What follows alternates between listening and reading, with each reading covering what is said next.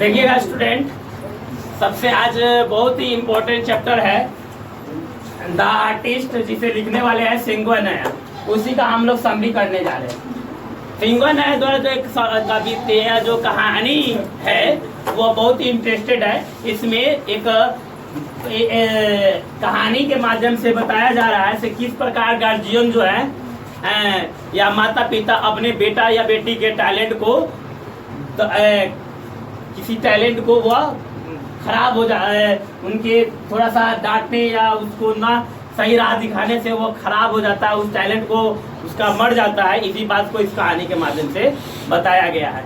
तो इस कहानी में है एक लड़का जिसके समरी हम लोग के माध्यम से समझते हैं। चलिए, लिखा हुआ है the artist is the written by Singo Noya. तो आर्टिस्ट जो है वो लिखा गया है सिंगो नोया द्वारा। He was the Japanese writer, वो जापानी राइटर है। In this story he tried to the unfold before us how to the people today damage the talent of their son or daughter।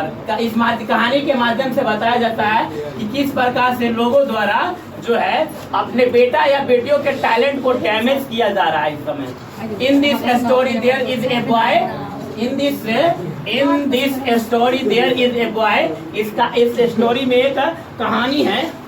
इस story में एक लड़का है। Sorry, तुम लोग डिस्टर्ब कर रहे हो उनको।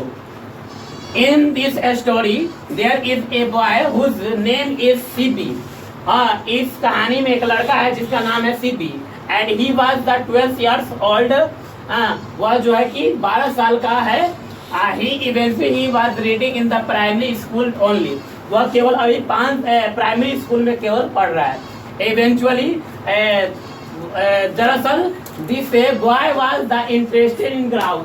और वह लड़का जो है वो ग्राउंड से, यानी कि एक प्रकार का कद्दू, लौकी या फिर जापान का एक प्रकार का फल कर सकते हैं। In the evening he used to sit cross the legs in the corner and living room. और वह शाम के समय क्या करता था, वह आलती पालती मार करके और लिविंग रूम में बैठ जाता था। And work with the new grounds he used to born first it neat hole in the top of the grounds. और वह उस जो ग्राउंड्स होते थे उसके टॉप पर एक साफ सुथरा सा छिद्र करता था सबसे पहले। And extended the seed after that he fill up with the liquid of tea leaves to rid of the bad smell। उसके बाद वो टॉप पर छिद्र करने के बाद उसके सारे बीज को निकाल देता और उसमें से जो बैडली स्मेल जो थे, उस बैडली स्मेल को टी के चाय की पत्तियों के माध्यम से उसे भी खत्म करता था। In the next morning he would the skin of the ground through the damps because he liked night treatment। और उस रात की जो उस पर मेहनत करता था, ट्रीटमेंट मतलब उस पर जो रात में शाम में बैठ करके वो जो मेहनत करता था उससे उसकी जो त्वचा होती थी वह थोड़ा नरम टाइप की हो जाती थी। और फिर उसके बाद करता था ही यूज्ड टू पॉलिश। और उसके बाद वो उस पर पॉलिश करने लगता था ग्राउंड्स केयरफुली, बड़ी सावधानी से उसको पॉलिश करने का लगता था। And hung into the sunlight to dry. और कहता था उसके बाद उसको एक सूर्य के प्रकाश में उसको लटका देता था पॉलिश करने के बाद। This is his daily work. और यही उस बच्चे का डेली का प्रतिदिन का वर्क था। One day he saw a 5 inch ground। एक दिन की बात है, उसने एक 5 इंच का ग्राउंड देखा which an old lady was selling, जिसे एक बूढ़ी औरत बेच रही थी। He went to the deli and bought that 5 inch ground in 10 cents। और उस बूढ़ी औरत से उस 5 इंच के ग्राउंड को उसने 5 एन में खरीद लिया। और एन जो है जैसे अपने यहाँ रुपया चलता है वैसे जापान में एन चलता है। ही JN यानी कि जापानी करेंसी का नाम है।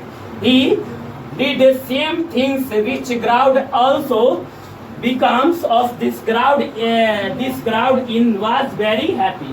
और उस crowds को वह पा करके बहुत खुश हुआ। One day he took that 5-inch crowd along to the school। और वह 5 इंच का crowd सुबह लेकर के स्कूल में चल गया। एंड स्टार्टेड पॉलिश और उसे पॉलिश करने लगा। It under his desk in the class time और क्लास टाइम में ही बेंच के नीचे रख करके उसको पॉलिश करने लगा। वन ऑफ टीचर यानी एक टीचर ने saw his polishing in the class time और उसे देखा पॉलिश करते हुए उस समय। The teacher become very angry और जो टीचर थे वो बहुत गुस्से हो गए। And told him you are an idiot और कहा से तुम बहुत गधे हो, यानी कि मतलब इडियट एक प्रकार का गधा, नॉन से बेवकूफ कुछ भी कर सकते हैं। Told there in no future for an a boy like you और तुम जैसे बच्चों का कोई फ्यूचर नहीं होता, कोई भविष्य नहीं होता है।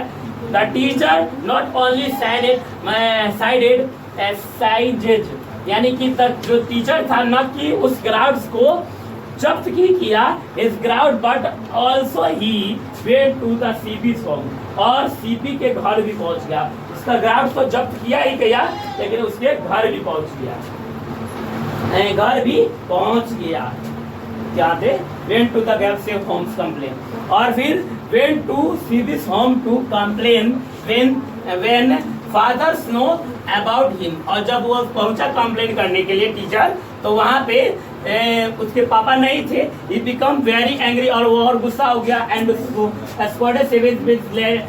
Badly and told not to do अगर और उसके मम्मी माँ जो थी उसी से उसका कंप्लेन किया और ही स्कोल्ड सेवी वेरी बैडली और उसने सेवी को बहुत बुरा कहा। And told not do this against in the future और जब इसके पिता को इस बात की पता चली तो उसके पिता क्या किए, बहुत एंग्री हुए और उससे कहा से भविष्य में इस प्रकार का तुम फिर दोबारा नहीं करोगे। Next morning the teacher handed over that ground to the porter और नेक्स्ट मॉर्निंग जो है उस ग्राउंड्स को उसने एक पोर्टर को सौंप दिया जो रूम की सफाई करता था। Porter took it the room और उस पोर्टर ने उसे अपने रूम में रख दिया। One day porter was in need of money एक दिन की बात है पोर्टर को कुछ पैसे की जरूरत हुई। So he took the ground to the courier dealer और उसने उस ग्राउंड को एक कुरियर डीलर से बेच दिया। बेचने का फैसला किया यानी बेचा तो सोल्ड हिम फॉर 15 और उसे जो बेचा उसने 50 एन में बेच दिया। Later the courier dealer sold the wealth man for the 600 एन और उस कुरियर डीलर से उसे पोर्टर ने बेचा। कुरियर डीलर खरीदा था लड़के ने 10 एन में और पोर्टर के टीचर ने उसे जब्त कर लिया फ्री में और फिर उस जब्त किए हुए ग्राउंड्स को टीचर दे दिया पोर्टर को। पोर्टर ले लिया फ्री में और पोर्टर को जब जरूरत पड़ी तो उसने 50 एन में बेच दिया। अब 50 एन में अब पोर्टर ने क्या किया, कुरियर डीलर से 50 में बेचा। अब कुरियर डीलर ने क्या किया, एक धनी व्यक्ति से 600 एन में बेच दिया। आपको ये 10 एन 50 एन और 600 एन का मतलब नहीं समझ में आ रहा है। यह इतनी राशि होती है 600 एन से इसमें एक टीचर की सैलरी लगभग 5-6 महीने तक दी जा सकती है। हाँ, तो ये बहुत बड़ी बात हुई। उसके पिता के लिए तो और भी बड़ी बात हुई क्योंकि पिता उसके गरीब थे। That's all.